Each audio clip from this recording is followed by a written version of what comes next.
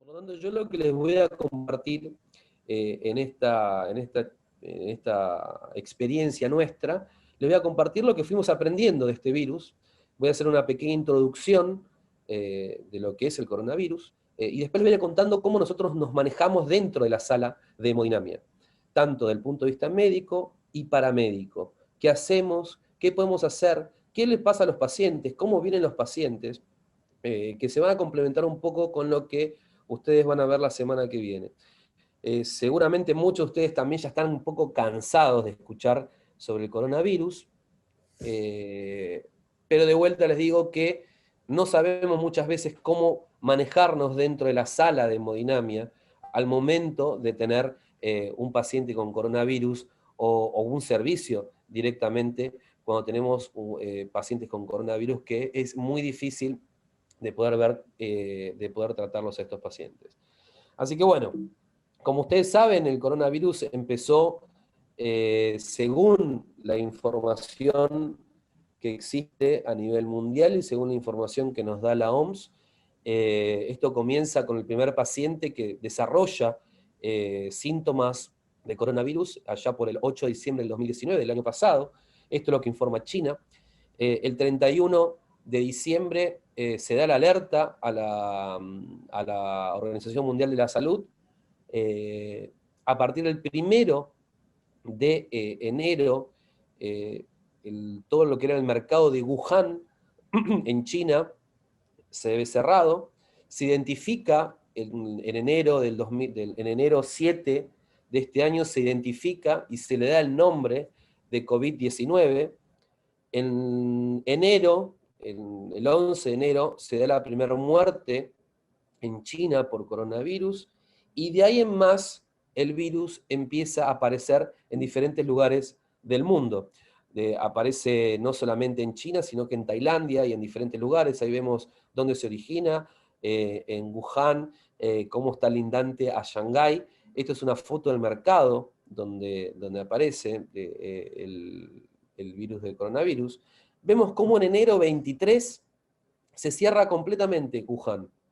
En enero 23, Wuhan está cerrada completamente, se hace una cuarentena absoluta en Wuhan, y de ahí en más aparecen a nivel mundial. Se empieza, obviamente, con lo que hoy conocemos como la pandemia del COVID-19. Aparecen los primeros casos, obviamente, en China, dijimos Tailandia, aparece en Japón, aparece en Corea, Singapur. De ahí en más se empieza a dar todos los avisos a nivel mundial. España confirma su primer caso en el 31 de enero. Ya para febrero ya Irán ya estaba con casos. Los primeros casos que se dan en Sudamérica se dan en Brasil, luego aparece en Argentina, en marzo 3, aparece en Argentina, y de ahí en el resto del mundo, y siendo declarada como pandemia mundial el 11 de marzo. Esto es un pequeño videito para que veamos cómo se expandió. Se expandió de una manera increíble en muy poco tiempo. Llegamos a estar de pocos casos a millones de casos en menos de 2 meses. El mundo estaba completamente ya en una pandemia absoluta. Ahora, ¿cómo funciona este virus? Este virus es un virus bastante particular, ¿sí?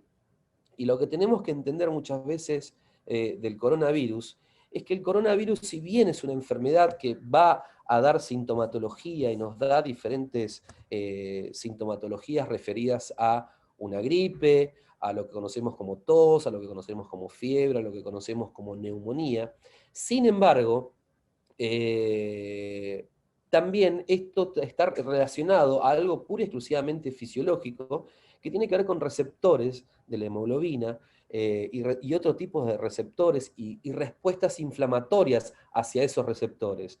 Entonces, hay una reacción inflamatoria pura y exclusivamente local, que es la que nos provoca alveolitis, edema o un daño microvascular, como una hipoperfusión o un distrés respiratorio, ¿sí? Después está la injuria directa, ¿sí? Que es lo que nosotros conocemos como la neumonía o la hipoxia, e inclusive en esa injuria directa es cuando empezamos a hablar de la anosmia, el no tener ningún tipo, no percibir ningún tipo de olor. Lo primero que a mí me pasó fue darme cuenta que tenía coronavirus fue, primero obviamente hice fiebre, por lo tanto hice una respuesta inflamatoria sistémica, ¿sí? O sea que hice una respuesta inflamatoria sistémica donde de repente mi cuerpo dijo, hay fiebre. Bueno, y hubo una injuria directa, sí, empecé a tener anosmia, absoluta. No sentía ningún tipo de dolor, no sentía ningún tipo de gusto, no sentía nada, absolutamente nada. El resto, obviamente, va a estar derivado en lo que nosotros mencionamos como respuesta inmunitaria hacia este COVID. Pero aquellos pacientes graves, la hipoxia, la neumonía, la vasoconstricción y la injuria del miocardio junto con la trombosis son los daños que empiezan a aparecer en aquellos pacientes más complicados del COVID-19. Eh, por supuesto, cada una de estas etapas, tanto en la respuesta inflamatoria local, tanto en la injuria directa, como en la respuesta inflamatoria sistémica, para cada uno de estos se dieron una cantidad de nombres y se dieron una cantidad de medicación que inclusive hoy todavía seguimos viendo cuál es el mejor protocolo eh, de tratamiento para este tipo de pacientes. Sabemos que hay diferentes etapas. Hay una primera etapa, que es la etapa de la infección inicial, que por lo general en esta etapa, muchas veces con antivirales se puede manejar. Hay una segunda etapa, que es la etapa pulmonar, pura y exclusivamente, donde se puede manejar con drogas antiinflamatorias, y una tercera etapa, que hay una etapa de una fase a la cual llamamos de inflamación absoluta o de hiperinflamación. Cada una de estas tiene una fase de respuesta viral, ¿sí? Donde vemos que hay una respuesta viral inicial entre la etapa 1 y 2, que es una respuesta viral convencional, y de repente aparece una etapa que es la etapa procoagulante, una etapa que aparece en esta segunda etapa, que es cuando empiezan a aparecer los coágulos. ¿Y por qué hago énfasis en los coágulos? Porque los coágulos son los que nos van a, en hemodinamia, son los que nos van a, por lo cual nos van a llamar a nosotros, porque seguramente va a haber más pacientes que van a tener más coágulos, no solamente en las venas, sino también en las arterias. Y es así como comenzaron las primeras manifestaciones neurológicas en China. En China aparecen las primeras, por lo tanto, no solamente todo lo que tenía que ver con la neumonía, todo lo que tenía que ver con una gripe, la tos, la fiebre, sino que aparece de repente todas las manifestaciones neurológicas en estos primeros pacientes que aparecen en Wuhan. Los primeros síntomas que aparecen están relacionados a tres categorías principales. La primera es el sistema nervioso central, que estaba relacionada a dolor de cabeza, mareos, muchas veces ataxia o inclusive un ataque cerebrovascular. En algunos casos, en muy pocos casos, se dio la epilepsia. La segunda categoría estaba relacionada a lo que tenía que ver con los nervios periféricos, como la hiposmia, la hipopsia, la neuralgia, diferentes neuralgias, empieza a aparecer el dolor corporal. Por lo tanto, esos son todos sintomatologías y pura y exclusivamente manifestaciones neurológicas. Y por último, obviamente, todo lo que tenía que ver con los dolores musculares, pura y exclusivamente. Lo que se vio en esto era que el 88 de esos pacientes, casi el 40% de esos pacientes, eran pacientes con COVID severo, mientras que el 60% eran COVID no severo. Por supuesto, también no fueron los únicos en hablar los chinos, sino que Irán, que es uno de los países con mayor cantidad de coronavirus a nivel mundial, como siempre sabemos que la neumonía parecería ser la manifestación más común, seguramente ya hemos escuchado alguna vez el tipo de patrón imagenológico que aparece en las imágenes pulmonares, que tiene que ver con la imagen de vidrio esmerilado, que seguramente la habrán escuchado muchísimas veces. Sin embargo, por ejemplo, hubo en este caso, este es un paciente que no solamente hizo COVID, sino que a la vez lo que están viendo, es una tomografía, donde están viendo una hemorragia intracerebral, donde es donde se empezó, esto fue era muy, imagínense que esto fue más o menos en febrero, marzo, donde se hablaba ¿esta hemorragia es causa del COVID o es simplemente una coincidencia del COVID? Bueno, es ahí donde se empezaron a dar las primeras teorías, y es donde se empezó a hablar de la disfunción del endotelio y las coagulopatías. El endotelio, que es esta película que recubre todas nuestras arterias, empieza con el COVID a tener una disfunción y empiezan a existir las coagulopatías.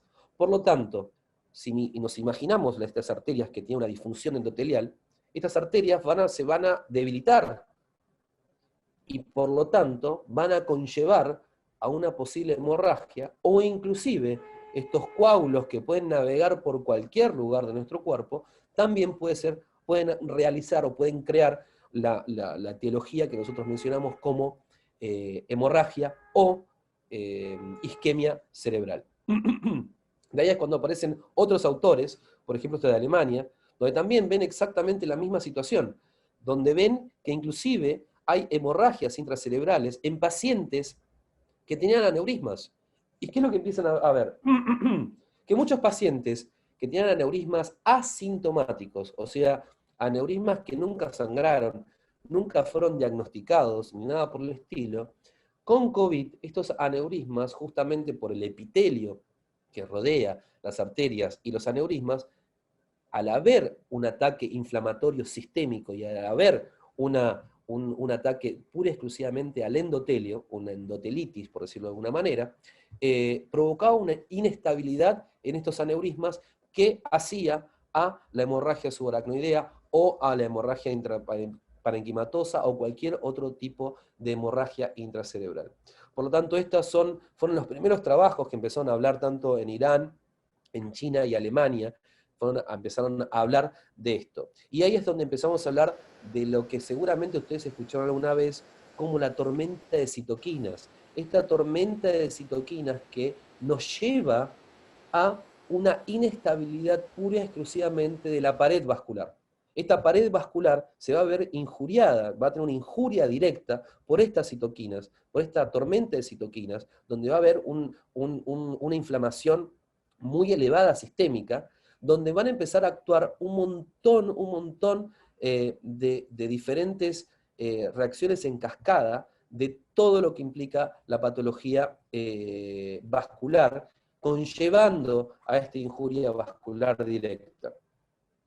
Es una imagen muy, muy interesante, ¿no? Ustedes saben que a principios del siglo XX, allá por el 1918, hemos tenido la famosa gripe española, ¿no? Esta es una imagen real, la que están viendo aquí, están viendo a ver, lo voy a dibujar un poquito acá. Esto es de Caras y Caretas, era una revista argentina que mostraba el Buenos Aires de la época, del 8 de noviembre de 1918, ¿sí? Y vemos lo que dice acá, vemos profilaxis contra la gripe. Entonces eran imágenes reales de Buenos Aires, ¿sí? Donde vemos, algunas eran estas no son de Buenos Aires, pero vemos el barbijo, ¿sí? Vemos tratar de usar guantes, vemos el barbijo constante en las familias de la época, y si vemos cómo era la protección o los equipos de protección personal del momento, no difieren mucho de lo que tenemos hoy en la actualidad. Si miramos la profilaxis contra la gripe en aquel momento, veíamos que tenían salva humedad, ventiladores, ¿sí? Esto es una caricatura que trataba de expresar de qué manera podría ser la mejor forma de poder evitar engriparse. Por supuesto, el hecho de la protección ocular, el hecho de poder usar un barbijo, diferentes cosas, nuestras abuelas con el alcanfor y demás, y todo lo que implica con los guantes, tomarse la temperatura, usar alcohol, perdóneme, dice acá, perdone que no le puedo estrechar la mano. O sea, para la humanidad esto no es nuevo, para la humanidad esto ya vino pasando, y vino pasando durante muchos años, durante muchas décadas, donde nos hemos encontrado ya con esto, y es algo que no es nuevo para la humanidad. Sin embargo, nos cuesta cada vez más poder entender cómo funciona esto, ya que miren cómo en Argentina, desde el 3 de marzo hasta la actualidad, el 3 de marzo es cuando se detecta el primer caso en Argentina por un vuelo un vuelo que había llegado de Italia, donde se detecta el primer paciente, y de ahí en más nuestra curva no dejó de subir. Desde el 20 de marzo nosotros estamos en cuarentena, seguimos en cuarentena, esperemos que esta cuarentena no nos termine destruyendo económicamente, pero bueno, la salud está por encima de todo esto. Vemos cómo inicialmente se dio mucho en todo lo que era Buenos Aires y el AMBA, el CABA, pero de a poco, cada vez más y más casos se fueron dando en diferentes provincias con curvas muy diferentes de infección, ¿sí? Curvas muy importantes, pero todas son curvas ascendentes. Hoy creo que el interior de la Argentina cada vez se ve más involucrado con el COVID. Inicialmente no había tantos casos y hoy en la actualidad creo que tenemos una cantidad de casos muy importante en el interior. Pero ¿cómo lo tomamos nosotros en la clínica y cómo tuvimos que organizarnos en relación al COVID? Bueno, obviamente primero tenemos que confirmar qué pacientes eran COVID positivos y qué pacientes eran COVID negativos. Y por lo tanto, teníamos que crear un protocolo necesario, donde imagínense que hacer un PCR, un hisopado a todos los pacientes que llegaban a la clínica era casi imposible, porque además teníamos entre 24, 48, 72 y hasta una semana de espera para el resultado de los hisopados. Pero nosotros teníamos que seguir con los casos y tenemos hoy en día que seguir tratando pacientes. Por lo tanto, lo primero que se hizo y lo primero que se evaluó era la protección personal. Todos los equipos de protección personal, no solamente para los médicos, sino para todo el sistema de la clínica. En aquellos, obviamente tuvimos que cambiar nuestros protocolos relacionados a la hemorragia intracerebral y a la isquemia intracerebral cambiaron completamente. Antes íbamos directamente, pasábamos el paciente que tenía una hemorragia subaracnoidea, lo pasábamos y le hacíamos una tomografía de cerebro y después iba a angiografía. Y en aquellos casos donde el paciente tenía una ACV, lo pasábamos directamente a resonancia. Bueno, hoy no hacemos más eso. En la actualidad, directamente el paciente que tiene una hemorragia va a pasar a tomografía, al igual que el paciente que tiene una ACV. ¿Y por qué? Bueno, como habíamos hablado al principio, vimos que existen algunas imágenes que nos permiten reconocer aquellos pacientes que sean compatibles con COVID. Por ejemplo, la tomografía de tórax. La tomografía de tórax nos permite ver y entender aquellos pacientes que pueden llegar a tener, por ejemplo, este famoso virus esmerilado o neumonía compatible con un COVID. Por lo tanto, hoy, todos los pacientes que ingresan a la institución, absolutamente todos, ya sea para una atención inclusive de otro tipo, van a pasar por una tomografía de tórax. Obviamente que toda la institución va a estar con todo el equipo de protección personal, pero sí o sí la tomografía de tórax tiene que ser llevada a cabo, la tenemos que hacer. Luego de esto se hará la tomografía de cerebro o todo lo que sea necesario en resonancia. Por lo tanto, como decía antes, nuestro triage inicial de los pacientes que ingresaban a la institución era, bueno, aquellos pacientes con sintomatologías de menos de 24 horas, sin coronavirus, pensamos en ese momento, se hacía una resonancia o una tomografía. Después había un segundo triage, donde aquellos pacientes que tenían sintomatología neurológica y fiebre, bueno, le hacíamos un hisopado y de ahí en más actuábamos con el protocolo en sí. Y después estaba el tercer paciente, que era el tercer paciente que ya venía confirmado con coronavirus. Bueno, obviamente esto cambió completamente y hoy nosotros pasamos directamente a aquellos pacientes que tienen sintomatología versus los pacientes que tienen perdón, los pacientes que tienen sintomatología y aquellos que no, son tratados de igual manera, y los pacientes obviamente que son coronavirus positivos directamente activos. Lo que hacemos obviamente, acá ven parte de lo que tiene que ver con nuestro equipo de protección personal. Esto es desde el ingreso a la clínica de los pacientes. Bueno, nosotros tenemos la posibilidad de contar con una ambulancia que tiene un tomógrafo adentro. Ustedes están viendo, esta es una ambulancia que tiene un pequeño tomógrafo acá atrás, ¿sí? Que nos permite hacer una tomografía del cerebro al paciente en la urgencia y poder hacer un diagnóstico rápido de ese paciente con un posible ACV. Y obviamente la protección personal del equipo es completo, ¿sí? Esto es como iniciamos tanto desde los pies a la cabeza, pasando por los guantes, pasando por todo lo mismo en la sala de hemodinamia. Por lo tanto, ahí empezamos con cómo hacemos con la sala de hemodinamia. Bueno, ¿cómo hacemos con los pacientes COVID y los pacientes no COVID? ¿Cómo los manejamos? Bueno, nosotros tenemos la suerte de contar con dos salas, ¿sí? Una sala, que es una sala con un equipo angiográfico biplanar, es un equipo Philips, un FD2010, un equipo que tiene un arco frontal y un arco lateral. Y hay otra sala, que es una sala más pequeña, que tiene un solo arco, ¿sí? Que es un arco, es el angiógrafo convencional. Por lo tanto, dividimos en dos.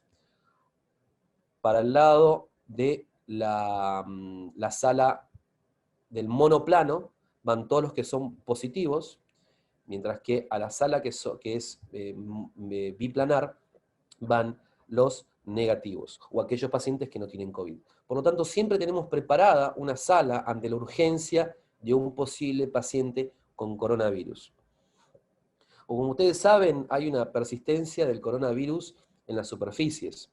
Esto fue uno de los primeros trabajos que hubo en relación a cuánto tiempo dura este coronavirus en las superficies. Hoy sabemos que quizás esto fue muy apresurado, quizás hay superficies en las que dura más, hay otras superficies en las que dura menos, pero sí es importante que tengamos en cuenta todo esto, porque tenemos que limpiar el quirófano de la manera más correcta y obviamente teniendo en cuenta cada superficie. Acá es una simple imagen donde vemos cómo los aerosoles de cuando uno está hablando son extremadamente altos. ¿Cuánto tiempo dura el coronavirus en el aire? ¿Sí? Vemos cuánto dura en diferentes materiales como el cobre, diferentes materiales como inclusive el acero o inclusive el plástico, donde estos son los cardboards, que son los que usamos muchas veces para pinchar sobre para poner papeles y demás cosas. Bueno, en algunos casos, como el cobre, dura hasta por encima de 4 horas, 24 horas, y en algunos casos hasta 2 o 3 días. La mayor parte de las cosas que tenemos en quirófano son de plástico, por lo tanto hay que limpiarlos de una manera muy correcta, ya que pueden ser muy duraderos. Acá tenemos todo el personal dentro del quirófano, tiene un barbijo convencional por encima de un N95 que va a estar por debajo y protección ocular por encima, tratando de que sean anteojos o máscara directamente. Cada una de las computadoras que utilizamos van a ver que tienen, inicialmente habíamos empezado con les poníamos unos protectores encima, pero a veces no es tan fácil de poder usarlo cuando uno le pone protección encima, por lo tanto van a ver que cada una de las máquinas tiene un alcohol, tiene gasas, cada uno que se sienta, se toma el tiempo de poder limpiar su área, tanto si la está usando, así como el que viene también limpia el área y cada computadora que va a utilizar con alcohol y con guantes. Cada personal tiene asignado un set, ¿sí? Que es un set donde se va a ir reemplazando, obviamente, el barbijo convencional, pero todo lo que tenga que ver con los N95 se va a ir cambiando cada 15 días o al tiempo necesario de uso, obviamente, de cada uno de los médicos y paramédicos que estén dentro del quirófano, como así también la protección ocular. Esta es la sala que les decía COVID. Esta es la sala monoplana, ahí ven el equipo, es un Philips, como les decía, en este caso es un FD20, ¿sí? Van a ver, lo que tratamos de hacer es cubrir todo lo que sea necesario, las mayores áreas de contacto con el paciente, tratar de cubrir todo lo que sea posible de tapar, poder taparlo. Obviamente que tiene que cambiar entre paciente y paciente, y cada cosa se tiene que hacer con el criterio necesario, así que es muy importante poder hacerlo de esta manera. ¿Hay alguien que tiene alguna pregunta o algo que tengan, que quieran ver? ¿Hay alguna pregunta en el chat o algo por el estilo? Y si hay una pregunta, Carlos, que me Sí, parece interesante. ahí la Nosotros, estoy viendo. bueno, si querés leer la voz ¿Qué sen- de Jorge. Sí, acá eh, Jorge Rodríguez nos pregunta qué sentido diagnóstico preventivo real tiene realizar una TC de tórax a todo paciente ingresante, sea o no sospecha de COVID, ya que este no siempre manifiesta un patrón pulmonar, más que nada con los que cumplen un criterio de sospecha. Bueno, y ahí es una pregunta más que interesante, Jorge, pero imagínate la siguiente situación. Imagínate que llega un paciente a la clínica, llega un paciente de afuera, con una hemorragia subaracnoidea. Para poder hacer el PCR, nosotros el PCR que le vamos a hacer va a tardar unas 24 horas, por lo menos, ¿sí? Pero a la vez, a ese paciente nosotros vamos a tener que intervenir. Intervenir nosotros nos vamos a cuidar y nos vamos a hacer todo lo necesario para cuidarnos con el equipo de protección personal. Pero de eso va también, hay otras cosas que tienen que ver con la internación. ¿Dónde va a ir internado? ¿Dónde va a estar aislado? ¿Cómo va a estar aislado? ¿Va a ir a una sala COVID? ¿Va a ir a una sala no COVID? ¿Cuál va a ser el diagnóstico y cómo vamos a intentar tratar de la mejor manera a ese paciente? Por lo tanto, si bien la tomografía no siempre nos va a mostrar el COVID, nos va a mostrar en aquellos pacientes que inclusive son asintomáticos, nos puede llegar a mostrar una imagen. Por lo tanto, es una forma que nos agrega el hecho de poder dar un diagnóstico a ese paciente que no sabemos cómo está viniendo. Y hasta esperar un PCR, van a pasar 24 horas con un paciente que podría estar en la clínica dando coronavirus para todos lados. Por lo tanto, es muy importante poder encontrar de qué manera, sin tener ese PCR que es tan valioso y tan importante, sin llegar a ese PCR, cómo nos vamos a manejar durante las primeras horas y cómo nos tenemos que cuidar ante ese paciente, ¿sí? Y cómo vamos a cuidar también el tratamiento de ese paciente. No es muy fácil de poder manejarlo en ese sentido, pero la tomografía nos ayuda y es muy grande la ayuda que nos da la tomografía. Por supuesto que siempre de vuelta la manifestación no siempre es pulmonar y no siempre la vamos a ver, pero te diría que en muchos pacientes que han sido asintomáticos nos hemos encontrado con la gran sorpresa de que eran coronavirus, o en muchos pacientes que inclusive llegan de otras instituciones y que nos los derivaban porque tenían dolor de cabeza o lo que fuese, que estaban en su casa y que, bueno, también son manifestaciones COVID y que inclusive las podíamos ver sin esperar el PCR. Por supuesto que con todos los pacientes nos tenemos que cubrir, con todos los pacientes nos tenemos que aislar, todos los pacientes tienen un cuidado en particular, pero obviamente de esta forma podemos evitar un montón de cosas. Nosotros recibimos pacientes con un stroke isquémico o con un stroke hemorrágico, los tenemos que tratar ya, porque el stroke isquémico tenemos menos de 6 horas para tratarlo, y por lo general esos pacientes no llegan desde que comenzó la sintomatología antes de las 6 horas, llegan con 5 6 horas ahí, borderline, llegan justo para ser tratados. Entonces nosotros tenemos que de alguna manera ver qué era lo que ese paciente tenía inicialmente. Para eso nos sirve la tomografía. No nos sirve para dar el diagnóstico completo de coronavirus, pero sí nos sirve para poder ver de qué manera nos podemos manejar intrahospitalario, ¿sí? En el aire ahí hay diferentes trabajos, ahora después yo les dejo las cuánto dura en el aire, creo que más o menos unas 2 horas según lo que se hablaba en algunos trabajos. Y el índice de infectados en el personal no lo tengo mucho, te diría que en hemodinamia nos fuimos muy poquitos, en el sector de hemodinamia fuimos muy pocos, habremos sido unos 3 infectados nada más, Y de todo un gran equipo que hay en hemodinamia, el promedio se y fue dice, obviamente gracias a este tipo de cosas. Sí, perdón, que es un infectado cada 100 pacientes, es más o menos el aproximadamente, sí. promedio. El 1,1% del total es lo que está estimado. Es muy bajo, teniendo las precauciones y todos los protocolos y las herramientas, los elementos de protección, ¿no? Que Sí, bueno, lo que vimos ahora es algo muy, muy, muy bueno. En Barcelona, lo que se vimos hace poco, una charla de un neurólogo vascular de Barcelona, donde tuvieron, o sea, los niveles más altos que tuvieron de infección dentro del sistema hospitalario. Obviamente nosotros estamos expuestos completamente, todos nosotros estamos expuestos completamente, pero en España, en Barcelona, llegó a tener casi entre un 20 y un 30% del personal de salud. Eh, Hay otra pregunta también acá, de Lucía. sí, sí. Le pregunto, ¿cree que falló el sistema de salud o cree que fue o que podría haberse evitado cuando usted se contagió?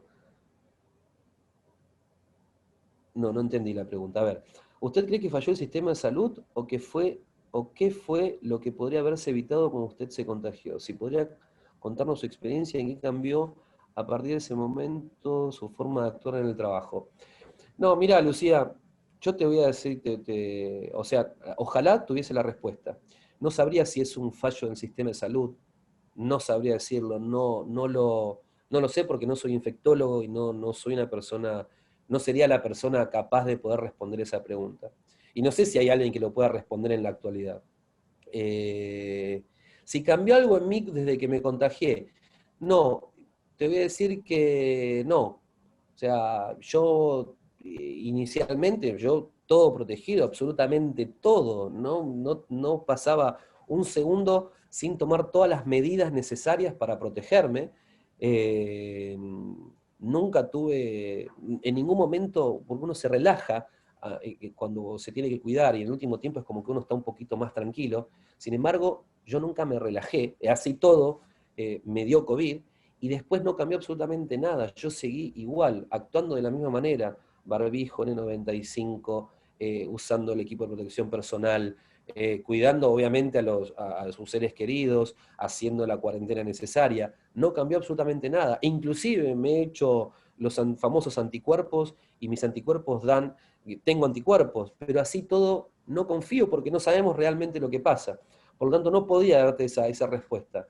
Pero si no cambia nada y no tiene que cambiar nada cuando uno se contagia, absolutamente nada, tiene que seguir la misma manera. Esto es una enfermedad que no la conocemos y no sabemos cómo no seguir. Y eso sí, es verdad lo que dice Mariana, la doctora Brarda, no consultaron con epidemiólogos. Cuando esto pasó, cuando esto arrancó en China y cuando esto realmente sucedió, creo que hubo muchas decisiones políticas más que consultas epidemiológicas. Y en la consulta epidemiológica es donde realmente se encuentra la respuesta.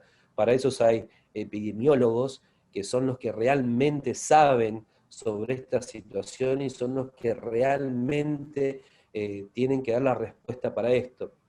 Pero bueno, hubo muchas decisiones y no soy tampoco quien para criticar ni decir nada en particular de las tomas, de todo lo que se ha hecho.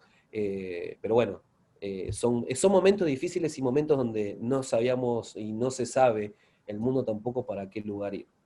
¿Alguna otra pregunta, algo más que quieran, algo en particular? Bueno, perfecto. Bueno, seguimos entonces, tratar de cubrir todo lo que se pueda. Nosotros lo que hicimos, ustedes saben que en hemodinamia tenemos una cantidad de herramientas, de dispositivos, de catéteres, de guías, microguías, balones, stents y todo lo que implica. Por lo tanto, todo lo preparamos, si bien lo tenemos dentro de la sala, para la sala de COVID nos preparamos de una manera bastante particular. Eh, Toda la sala de COVID tiene su material afuera, está fuera de la sala. ¿Y cómo nos manejamos con ese material que está fuera de la sala? Eh, Uy, perdonen.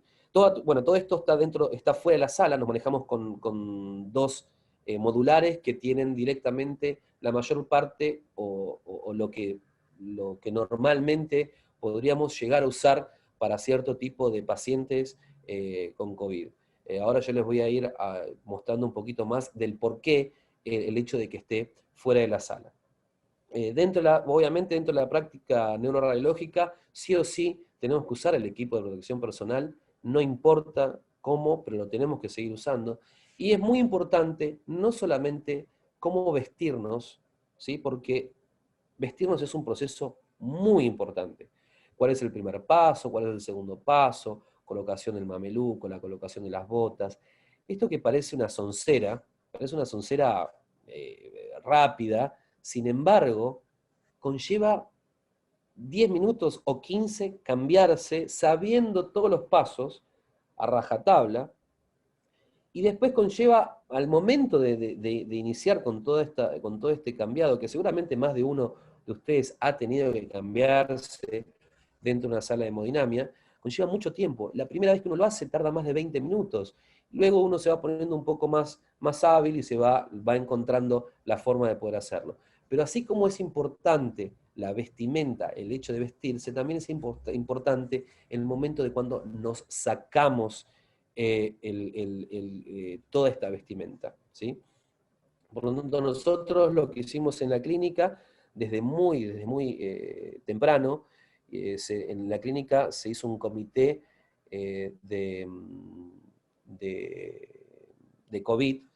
Ese comité de COVID, lo que hicimos fue hacer un índice de cómo tratar y de cómo iban a ser los protocolos que iban a actuar en la institución de ahora en más.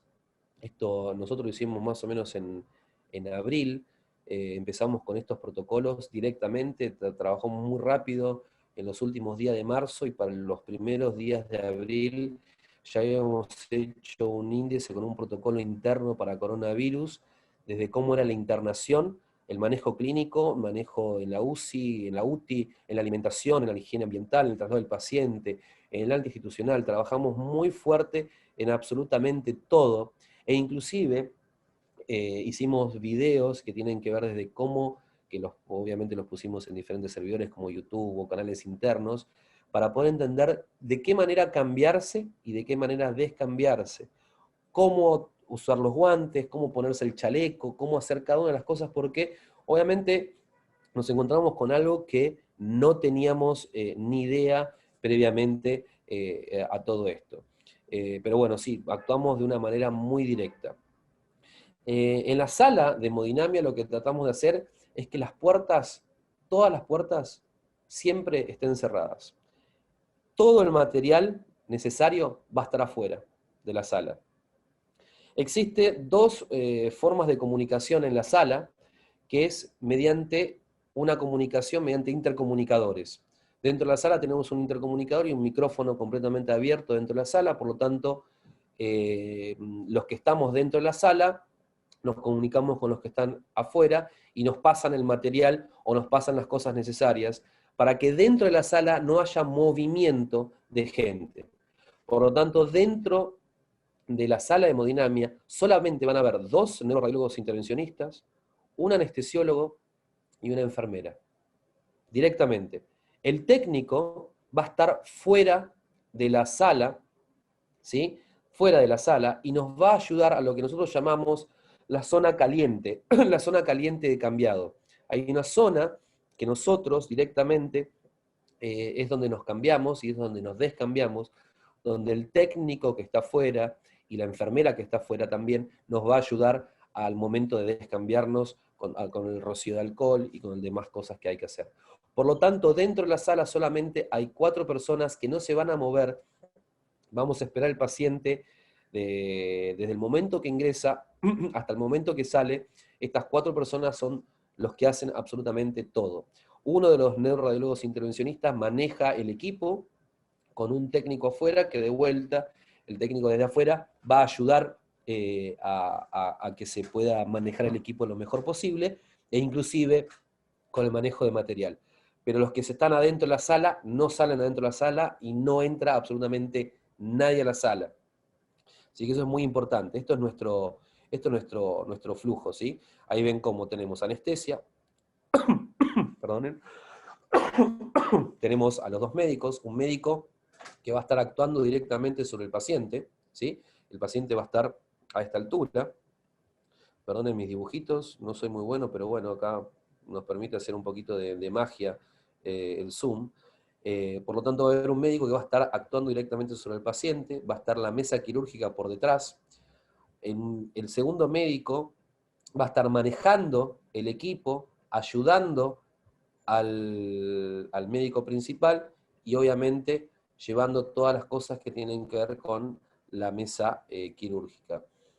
Va a haber, nosotros muchas veces trabajamos con instrumentadoras, lo que hacemos directamente a la instrumentadora la sacamos de este lugar y la llevamos fuera, ¿sí? de la sala, y nos quedamos solamente con una persona que va a ser la enfermera que va a ayudar a anestesia.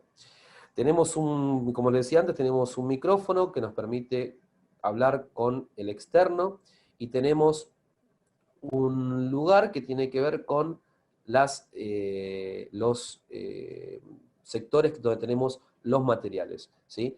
Obviamente, como les decía antes, todo el equipo tiene que usar protección personal, absolutamente todo el equipo tiene que tener protección personal.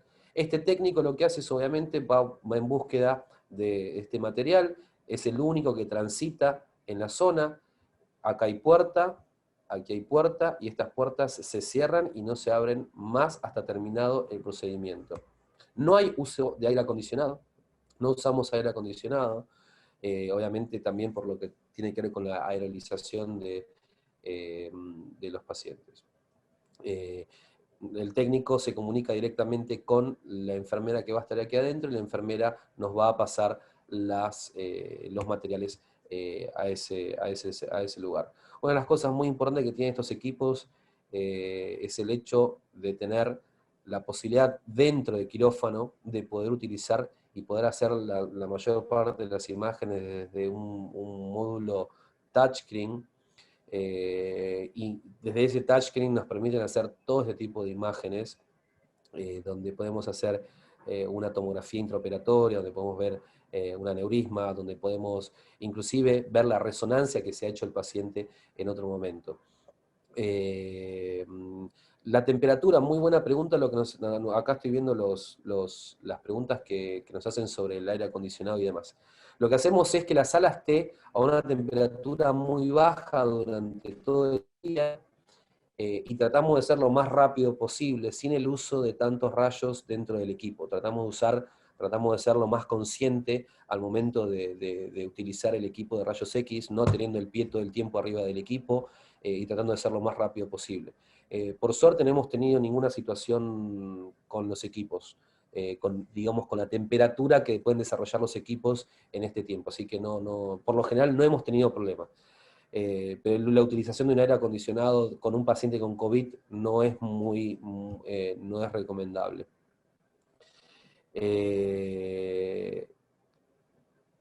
Sí, ahí es lo que decía antes, Luciana, se enfría la sala previamente. Como les decía, hoy en hemodinamia podemos hacer una cantidad de imágenes intracerebrales, donde vemos desde un roadmap convencional, una angiografía tridimensional. Ustedes van a ver todo esto con Carlos Marecho en la semana que viene, donde podemos ver imágenes, donde podemos reconstruir imágenes por tomografía.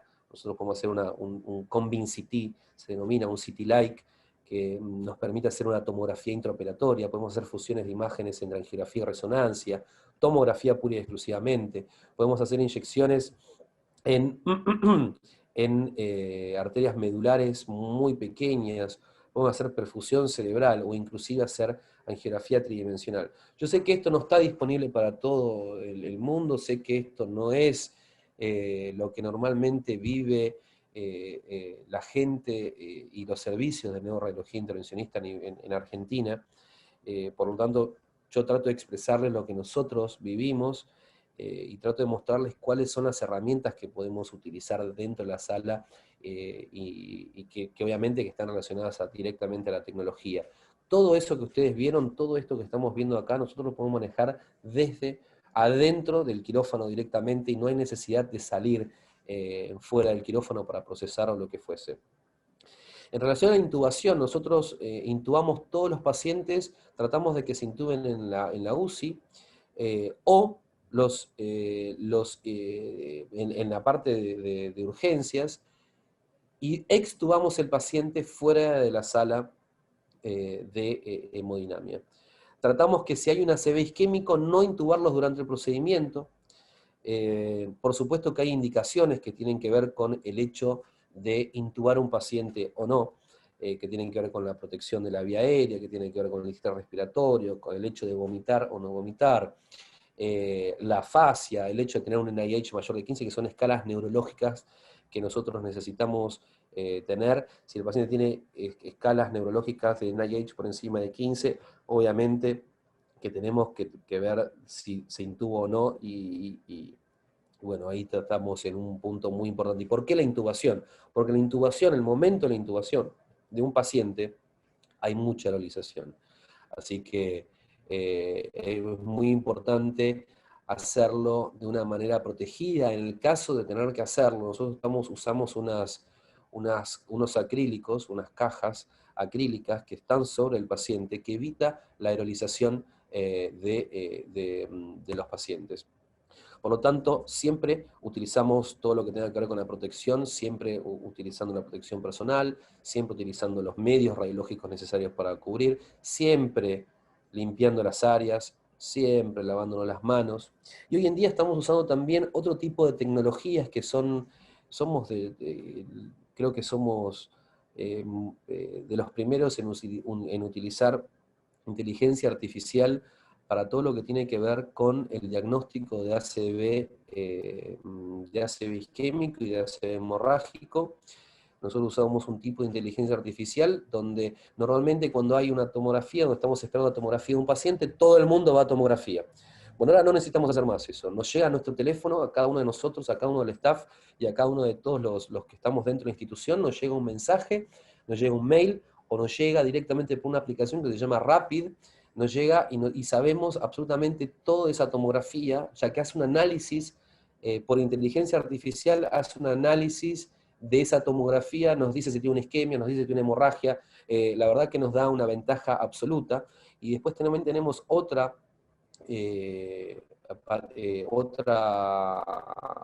aplicación que se llama Join, que también es de inteligencia artificial, que nosotros lo activamos desde que nos llaman con el paciente. Nosotros sabemos exactamente desde el lugar que sale el paciente, cuánto va a tardar en llegar, sabemos desde la ambulancia cuánto tiempo está tardando ese paciente en venir, ya sabemos desde la ambulancia cómo está llegando ese paciente, ya que este sistema nos permite hacer un tracking del paciente e inclusive nos permite ver la tomografía que se hace dentro de la ambulancia o demás. Cuando el paciente arriba a todo lo que tiene que ver con nuestra sala de hemodinamia, todo lo que tenga que ver con lo no esencial se va afuera de la sala de hemodinamia. Todos los que tengan que ver con el staff administrativo, los trabajadores y demás, que son de las áreas pura y exclusivamente administrativas, no mantienen contacto con el paciente. Obviamente que la mínima distancia que tratamos de tener es de 2 metros. Todos los pacientes que entran a la sala van a una área de recuperación aérea, que están completamente aislados, y solamente los médicos o los profesionales necesarios son los que van a estar dentro de la sala.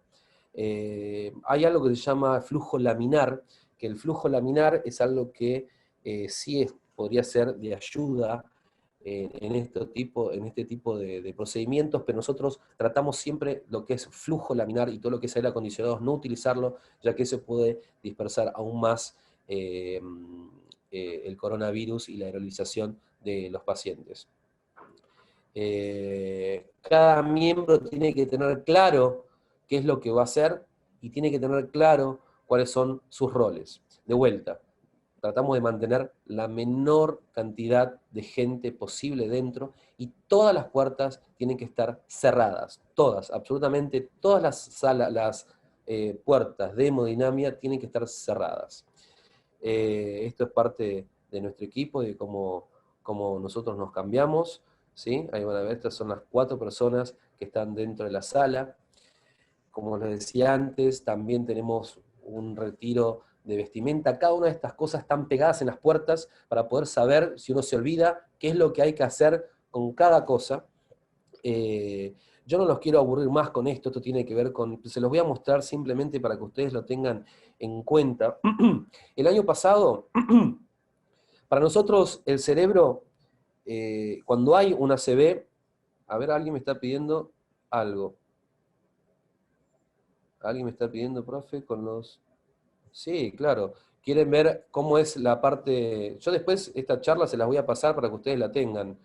La van a poder ver. Acá es el retiro... Vos me estabas pidiendo esto, Giselle, me parece.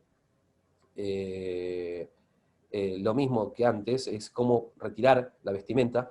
Esto después ustedes lo van a ver, lo van a tener. Yo las clases se las paso, así ustedes las pueden tener. Creo que además están grabadas y la van a poder ver. Pero así que quédense tranquilos. Pero bueno, esto es parte de cómo se va retirando y cómo es la secuencia de retiro de todo el sistema de protección personal. Ahí no me deja avanzar, ahí estamos. Esto es simplemente para que ustedes tengan en cuenta cómo ha cambiado para nosotros el tratamiento. Nos queda muy poquito tiempo, así que voy a tratar de ser lo más rápido posible. El año pasado, para nosotros el cerebro, cada vez que tiene una injuria, cada vez que tiene una ACV, para nosotros es muy importante el tiempo.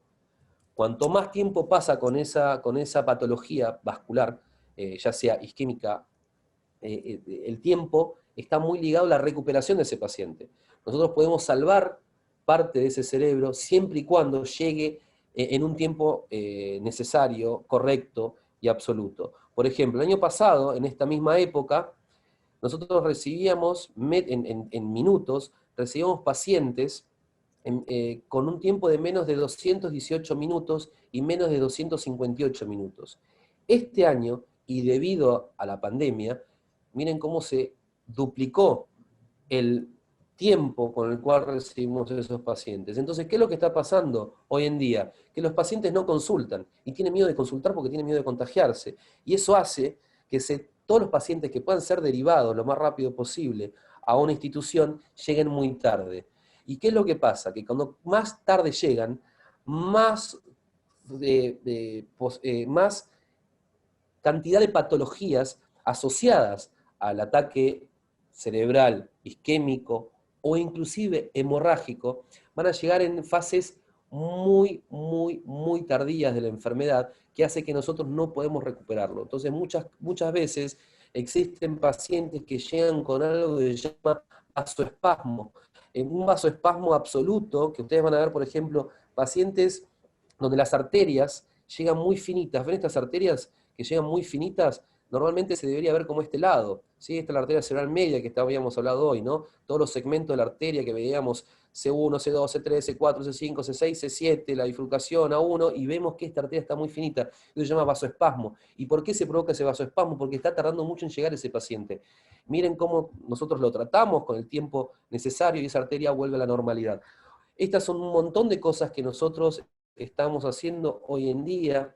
Hoy en día inclusive estamos empezando a trabajar con algo que se llama un workflow donde vamos a llevar directamente el paciente a la sala de hemodinamia. No vamos a hacer más tomografía y resonancia a estos pacientes, lo vamos a pasar a hemodinamia y en hemodinamia vamos a hacerle una tomografía con el angiógrafo que nos va a permitir con diferentes procesamientos, nos va a permitir ver y saber cómo hacer. Esto es algo que creo que es muy importante que ustedes lo sepan. A nivel mundial son muy pocos los lugares y tenemos que estar orgullosos. ¿Hay alguna pregunta? Creo que... bueno, no, pensé que había alguna pregunta en particular. Pero creo que tenemos que estar muy orgullosos en Argentina. Son muy pocos centros a nivel mundial que van a estar trabajando con esto. Bueno, Argentina es una de esas, con el doctor Pedro Liric y Eneri, y nosotros somos de los primeros a nivel mundial que vamos a empezar a hacer este tipo de imágenes, donde vamos a hacer una tomografía intraoperatoria y vamos a poder diagnosticar un ACV directamente en la sala de hemodinamia, hacer mapas de perfusión y poder tratar el paciente lo más rápido posible. Por lo tanto, como siempre decimos, para que pueda existir beneficios, para poder crecer, siempre tiene que haber un trabajo en equipo. Y en esta época más aún, donde el recurso humano es más importante que nunca. ¿Alguna pregunta? ¿Nadie?